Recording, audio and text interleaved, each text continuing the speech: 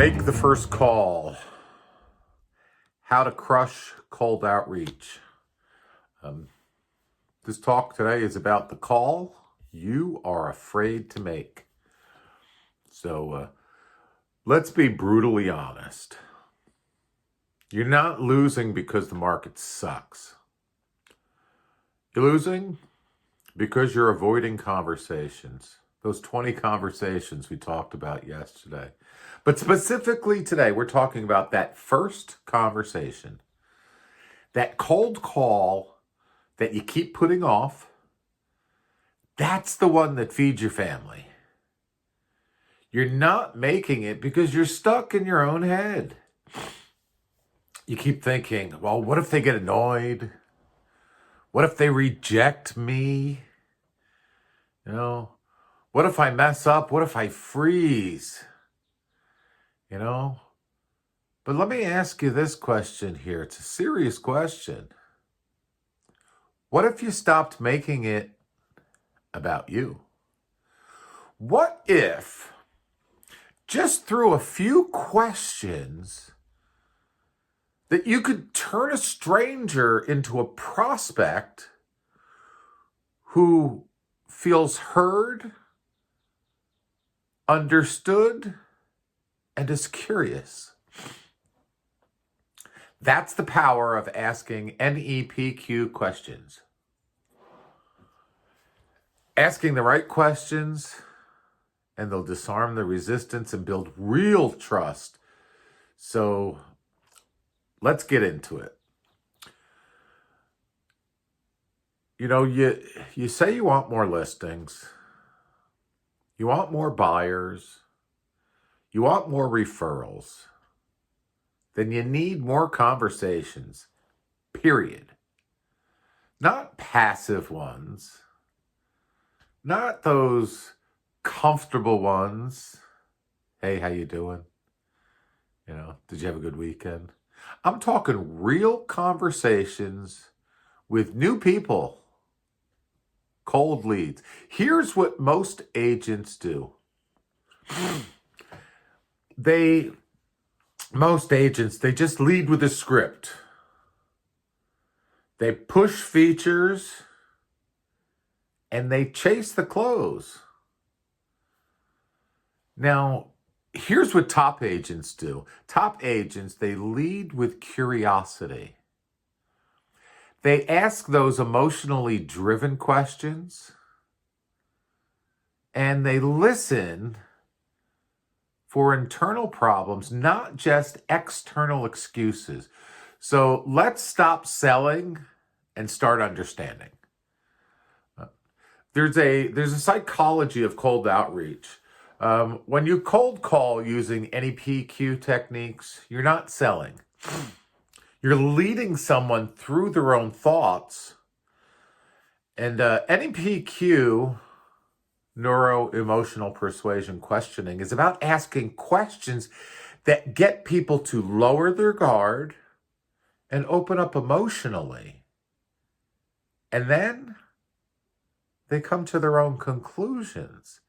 So here are a few examples of what I'm talking about.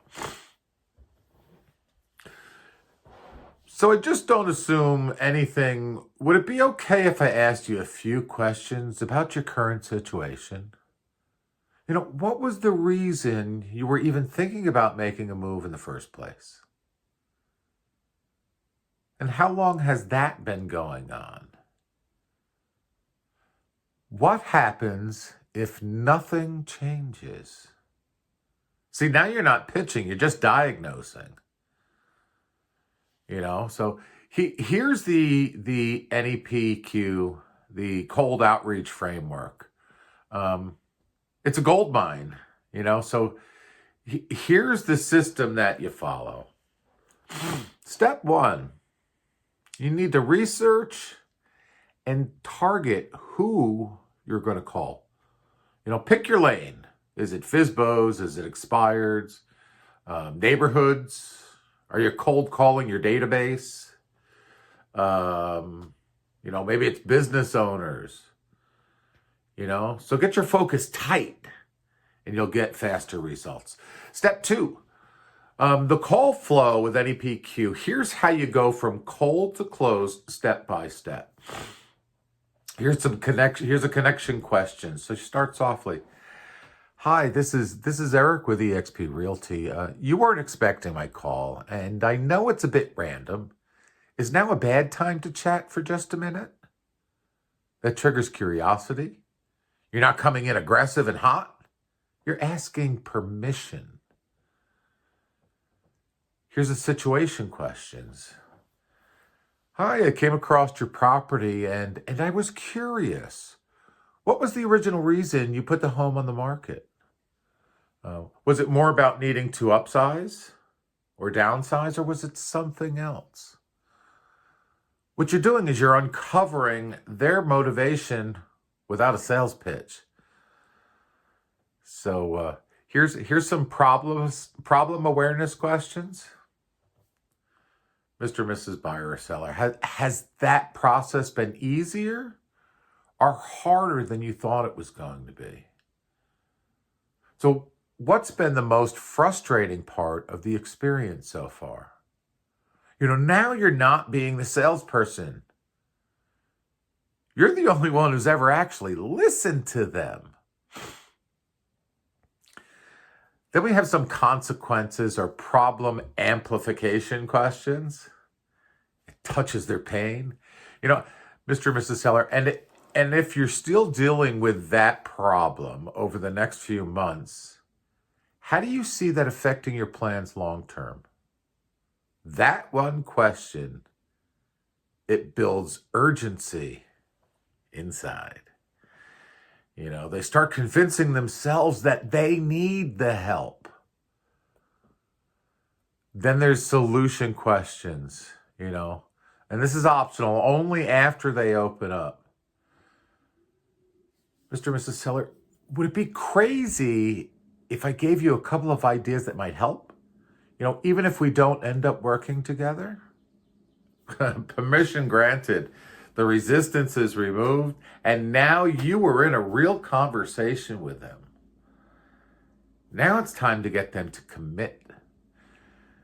Mr. and Mrs. Seller, would it make sense to meet for 10, 15 minutes and talk through some strategies that might work in your specific case? It's not pressure, it's alignment. They feel it's their idea. There's the third step is you need to schedule it, you need to block it, you need to own it. None of this, I'll try to call. None of this, if I feel like it. 2 hours a day, no exceptions. You're not just getting leads, you are building skills. Step 4 is track this, not that. Track conversations, not closings. Track questions asked, not just dials. Because your income, it follows your ability to ask better questions. Part 4, rejection equals feedback. It's not failure. You're going to hear no. You're going to hear no a lot. But here's the truth. Most agents lose their nerve after that second rejection. But top producers, they don't even flinch until after 20 or 30 no's. Why? Because they're not trying to get the sale. They're trying to find out what the problem is. And every no, it just sharpens your edge. Every hang up clears the path to someone who says, thank God you called. It couldn't be a better time. Part 5, your voice, your tone, and your energy. That equals trust. NEPQ is 70% tone and 30% words. Your tone tells them, I'm not here to pressure you. You're in control, and I respect your situation. So do an energy audit. Are you calm? Or are you feeling anxious? Are you leading or are you chasing? Are you connecting or are you pitching? You know, people don't follow logic. They follow certainty. And certainty isn't loud. Certainty is quiet confidence. So what happens when you commit to mastery? If you do these things consistently, you become dangerous in the best way. You outskill the competition. You start closing without chasing. You attract more serious clients and you build a real scalable business. You know, because you're no longer just a realtor. You're a trusted advisor who leads with questions, not with pressure. So what I want you to do is I want you to make that first call. Ask the first question. You know, don't wait to feel ready because that's never going to happen. Don't wait for the perfect script. Get your reps in. Get your questions and get yourself in the damn game. You know, your next listing, your next buyer, your next referral is sitting in someone's phone just waiting for you to call. And not just call, but to actually connect with them. You know, you don't need to be perfect. You just need to be present and ask the questions that no one else is asking. You know, because that first call is not about opening or about closing. It's about opening the door. So make the call, ask the questions. Peace.